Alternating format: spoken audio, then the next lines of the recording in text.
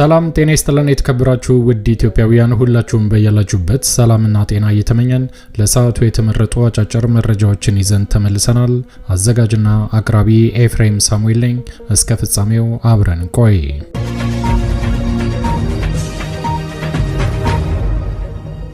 ክቡራን አድማጮች እንደተለመደው ይሄ መረጃ ለፍትህ፣ ለዲሞክራሲ፣ ለእኩልነት ለሚታገሉ ንጹሃን ወገኖቻችን በአጠቃላይ ድምጽ ለመሆን ስለሚረዳ ወዳጆቼ ላይክ በማድረግ እንድትጀምሩ ስል በትህትና ለማስታወስ እወዳለሁ።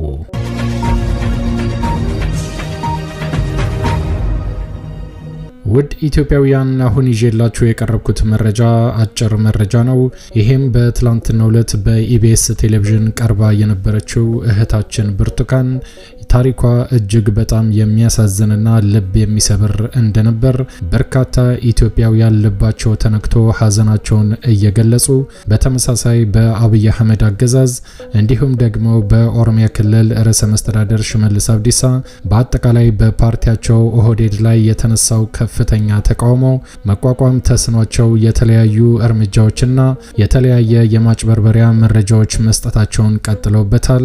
በተመሳሳይ በኢቢኤስ ቴሌቪዥን ጋዜጠኞች ላይም እንዲሁ እርምጃ እንደተወሰደ እየተነገረ መጥቷል። በሌላ በኩል ደግሞ ይሄ የደምቢዶሎ ዩኒቨርሲቲ ተማሪዎች ጉዳይ በወቅቱ እጅግ በጣም የሚያሳዝንና አብይ አህመድ ወደ ስልጣን የመጣበት ጊዜ ስለነበር ሰውየው ኢትዮጵያ እያለ በሚያጭበረብርበት ጊዜ ስለነበረም የነዚህ 17 ተማሪዎች ጉዳይ ተድበስብሶ እንዲቀር መደረጉ ይታወሳል። በተመሳሳይ በቤተ መንግስትም ቤተሰቦቻቸው ተጠርተው ተገኝቶላቸዋል፣ ሰሞኑን ወደ ቤታቸው ይመጣሉ መባሉም ይታወሳል። ብቻ የአብይ አህመድ አገዛዝ በጊዜው ነገሩ ተድበስብሶ እንዲቀር አድርጎት ነበረ። ታዲያ ትላንትና በኢቢኤስ ቴሌቪዥን ላይ የቀረበችው ብርቱካን እጅግ በጣም አሰቃቂ፣ በዚህ ዘመን ይፈጸማል ተብሎ ሊገመት የማይችል አሰቃቂ በደልና ስቃይ ደርሶባታል። ይሄንን እጅግ በጣም አሳዛኝና አሰቃቂ ታሪኳን እንቧን እያዘራች የተናገረችው ብርቱካን በሚሊዮን የሚቆጠሩ ኢትዮጵያውያን ልብ ውስጥ ገብታለች። ይሄንን ተከትሎ በርካታ ፖለቲከኞችም ሀሳባቸውን እየሰጡ ይገኛል። ከነዚህ መካከል ጃዋር መሐመድ የደምቢዶሎ ተማሪዎች እገታ ጉዳይ እውነታና ንጋት ሲል ያወጣውን መረጃ ላጋራችሁ።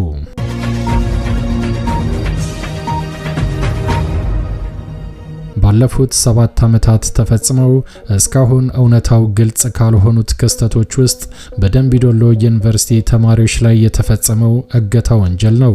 መቋጫ ሳያገኝ ሲደበቅና ሲድበሰበስ የቆየው ጉዳይ ሰሞኑን አንድ በህይወት የተረፈች ተማሪ በኢቢኤስ ቴሌቪዥን ቀርባ እንባን እየረጨች ስትናገር ሰማን ብሎ ይቀጥላል። ወዲያው ደግሞ ዝግጅቱ ከዩቲዩብ እንዲሰረዝ መደረጉን ተመለከትን። እነሱ ቢያነሱትም ቅጂው ኢንተርኔት ላይ ቀርቷል። ፈጣሪ እንኳንም ይችን ሚስኪን በህይወት አትርፎ መከራዋን ለህዝብ ለማጋራት አበቃት ብሏል ጃዋር መሐመድ በንግግሩ። በመቀጠል ጃዋር ትዝታ ለማስታወስ ሞክሯል። ትዝ ካላችሁ እገታው በተዘገበበት ወቅትም መንግስት አንዴ በኦሮሞ ነጻነት ጦር ነው የታገቱት፣ በመንግስት ኮማንዶ ኦፕሬሽን አስለቅቀናል ሲል ቆይቶ ቀጥሎ ጠቅላይ ሚኒስትሩ በፓርላማ ቀርበው ጉዳዩ ስለመከሰቱም ሆነ አለመከሰቱ ተጨባጭ ማስረጃ ማግኘት እንዳልተቻለ ተናገረ። ኋላ ላይ እንዲያውም አንድም የታገተ ተማሪ የለም፣ የውሸት ነው፣ ድራማ ነው ተባለ። ጃዋር በመቀጠል እኛ እንደታሰርን ሰሞን ተማሪዎቹን ያገቱ 17 ተጠርጣሪዎች ተይዘው ክስ እንደተመሰረተባቸው በዜና ሲተላለፍ አስታውሳለሁ። በቅርቡ ደግሞ እገታውን ያስተባበረው ጃልጫላ የተባለ በብሔር አማራ የሆነ የኦነግ ጦር አባል እንደነበርና ተማሪዎቹንም ወደ ባህር ዳር በመውሰድ ከእገታው ጀርባ ለነበሩ አካላት መተላለፋቸውን ከፊልድ ማርሻል ብርሃኑ ጁላ ሰማን ብሏል ጃዋር መሐመድ በንግግሩ። አንድ ነገር ግልጽ ነው። ያኔም ስለ ጉዳዩ ተጨባጭ መረጃ እንዳይወጣ የመንግስት አካላት ከፍተኛ አፈና ሲያደርጉ ነበር።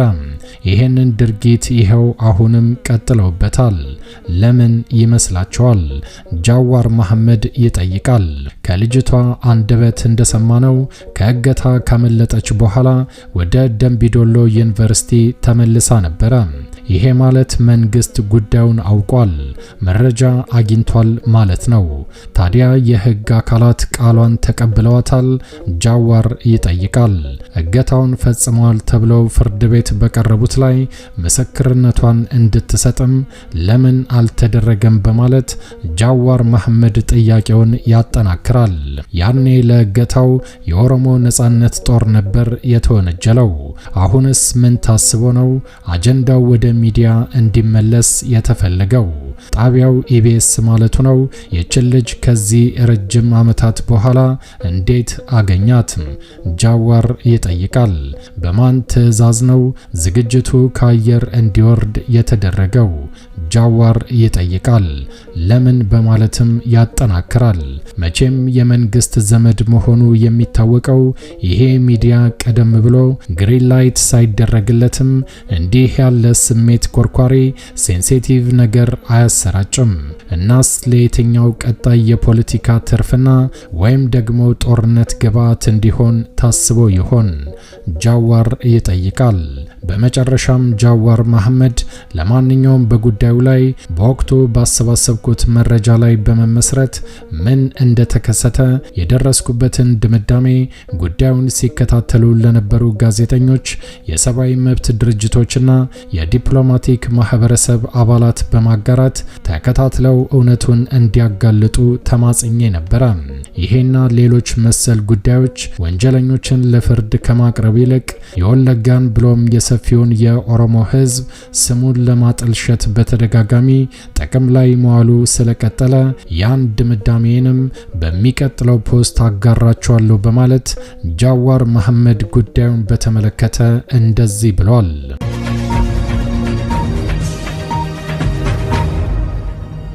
ክቡራን አድማጮች ወደሚቀጥለው መረጃ ሳልፍ ደግሞ የብርቱካን ጉዳይን በተመለከተ ደምቢዶሎ ዩኒቨርሲቲ ሌላ የክህደት መግለጫ ሰጥቷል። ይሄ ደግሞ በርካታ ኢትዮጵያውያንን አስቆጥቷል። ብርቱካን እንደዚህ በሚያሳዝን ሁኔታ እያነባች እውነታውን ከተናገረች በኋላ ዩኒቨርሲቲው ደግሞ ሌላ የክህደት መግለጫ አውጥቶባታል። እጅግ በጣም ያሳዝናል። የደምቢዶሎ ዩኒቨርሲቲ የብርቱካን ጉዳይን በተመለከተ ምን ተናገረ? እንደሚከተለው ይቀርባል።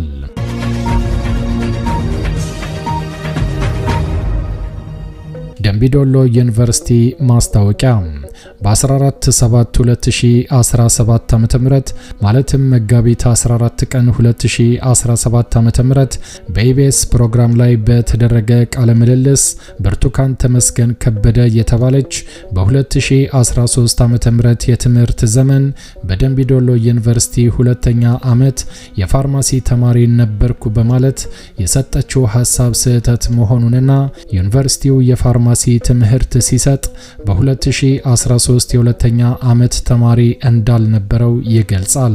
ስለሆነም ይሄ ድርጊት በጣም ኃላፊነት የጎደለውና ምንም አይነት ማስረጃ የሌለው ስለሆነ ግልጽ የሆነ ስም ማጥፋትና የዩኒቨርሲቲያችንን ስም የሚያጎድል ስለሆነ በኢቢኤስ ይህን ውንጀላ እስካልተቀለበሰ ድረስም ዩኒቨርሲቲው ጉዳዩን ወደ ፍርድ ቤት እንደሚወስድ ይገልጻል።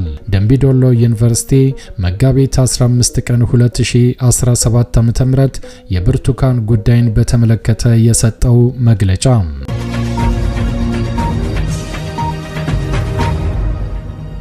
ክቡራን አድማጮች እንዳዳመጣችሁት እንግዲህ የደምቢዶሎ ዩኒቨርሲቲ ያወጣው መግለጫ ደግሞ እጅግ በጣም ያሳዝናል።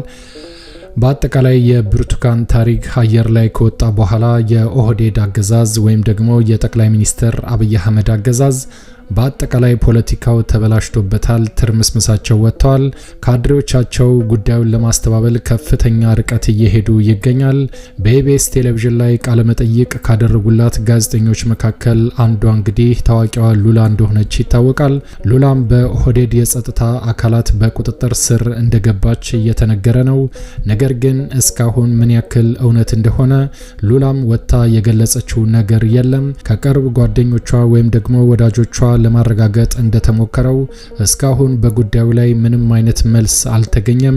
ነገር ግን በሶሻል ሚዲያ ላይ የሚተላለፉ መረጃዎች እንደሚያሳዩት ከሆነ ሉላ በኦህዴድ ወይም ደግሞ በአብይ አህመድ አገዛዝ እንደታፈነች እየተነገረ ነው። እውነታው ምን እንደሆነ አሁንም ለማጣራት ሙከራችንን አጠናክረን እንቀጥላለን።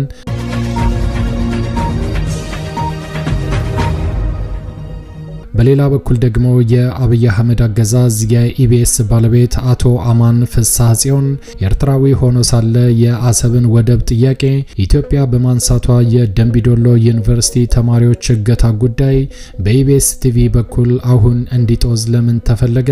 የኢትዮጵያ መንግስት ወይም ደግሞ የአብይ አህመድ አገዛዝ ኢቢኤስ ቲቪን መፈተሽ አለበት በማለትም የአብይ አህመድ ካድሬዎች ጉዳዩን እያጦዙት ይገኛል።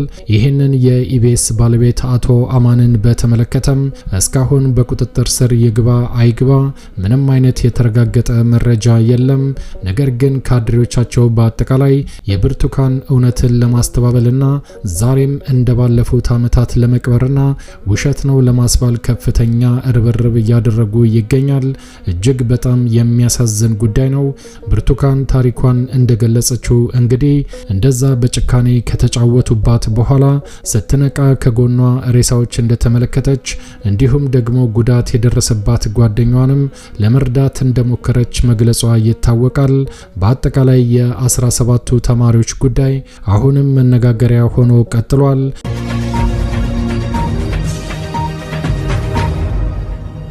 በሌላ በኩል ደግሞ ባለ ታሪኳ ብርቱካንን በተመለከተም ምን ሁኔታ ላይ እንዳለች ለማጣራት ተሞክሯል።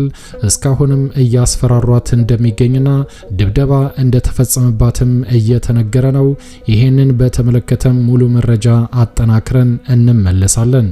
በአጠቃላይ በዚህ ዘመን የአብይ አህመድ ወደ ስልጣን ከመጣ በኋላ ያየነው ጉድ እጅግ በጣም የሚያሳዝን በታሪካችን ወይም ደግሞ በዚህ ዘመን ይፈጸማል ተብሎ የማይገመት አሰቃቂ ነገር እንደሆነ ታዝበናል።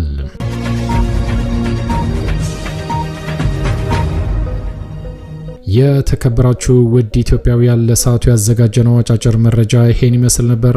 እንደ ወትሮ ለማስታወስ እንወዳለን ለቻናሉ አዲስ ከሆናችሁ ሰብስክራይብ በማድረግ የደወል ምልክቷን በመጫን ፈጣንና ታማኝ መረጃዎችን መከታተል ይችላሉ። አዘጋጅና አቅራቢ ኤፍሬም ሳሙኤል ነበርኩ። በሌላ አጫጭር መረጃዎች እስከምንገናኝ ቸር ያሰማን። ኢትዮጵያ ለዘላለም ትኖር። ዘረኝነት ይውደም።